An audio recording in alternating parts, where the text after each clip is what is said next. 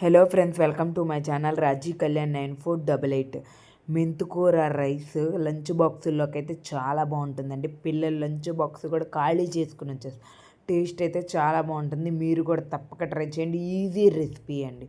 ఉల్లిపాయ, పచ్చిమిరపకాయ తరుక్కుని పక్కన పెట్టుకుని అల్లం వెల్లుల్లి పేస్ట్ అప్పటికప్పుడు దంచుకోండి. కొద్దిగా మసాలా దినుసులు, మిరియాలు, కొద్దిగా చెక్క అవి వేసుకుని ఆయిల్ వేసుకుని మొత్తం కాసేపు వేగనివ్వండి. ఒకదాని తర్వాత ఒకటి వేసుకుని కొద్దిసేపు ఫ్రై అవ్వనివ్వండి. ఉల్లిపాయ కూడా బాగా ఫ్రై అవ్వాలి. మెంతికూర మాత్రం శుభ్రంగా వాష్ చేసుకోండి. ఆకుకూర ఎప్పుడైనా బాగా వాష్ చేస్తేనే వాటి మీద ఏమేమి మందులు జల్లుతారో తెలియదు. అందుకని ఒక హాఫ్ అన్ అవర్ వాటర్లో నానబెట్టేసేసేయండి. బాగా వాష్ చేసుకుని అప్పుడే పీసెస్గా బాగా కట్ చేసేసేయండి.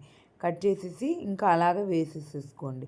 బాగా మగ్గనివ్వండి మెంతికూరని. కొద్దిసేపు మగ్గిన తర్వాత ఉప్పు, కారం, ధనియాల పౌడరు, మసాలా వేసేసుకొని బాగా కలిపేసుకొని ఈలోపు అన్నం ఉడికించుకోండి.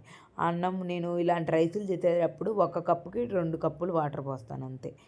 ఎక్కువ పోస్తే శుద్ధ అయిపోయిందంటారు. అందుకని చెప్పి 1 కప్పుకి 2 కప్పులు బాగా మగ్గిపోనివ్వండి. బాగా మగ్గిపోతే ఇక వండిన రైస్ వేసుకుని కలిపేసుకోవటం. మనకు అప్పటికప్పుడు ఈజీగా చేసుకోవచ్చు. అసలు మెంతికూర చాలా మంచిది హెల్త్కి. ఎప్పుడు తప్పక తీసుకోండి. వీక్లో 2 టైమ్స్ మాత్రం మెంతికూర కంటికి మంచిది, హెయిర్కి మంచిది, స్కిన్కి మంచిది, చాలా వాటికి మంచిది మెంతికూర. చాలా బాగుంటుంది కూడా టేస్ట్. కొంతమంది చేదు ఉంటుంది అంటారు కానీ చేదేమి ఉండదండి. అసలు టేస్ట్ చాలా బాగుంటుంది మెంతికూర. మీరు కూడా ఇలా పిల్లలకి లంచ్ బాక్స్లో పెట్టండి. టేస్ట్ చాలా బాగుంటుంది.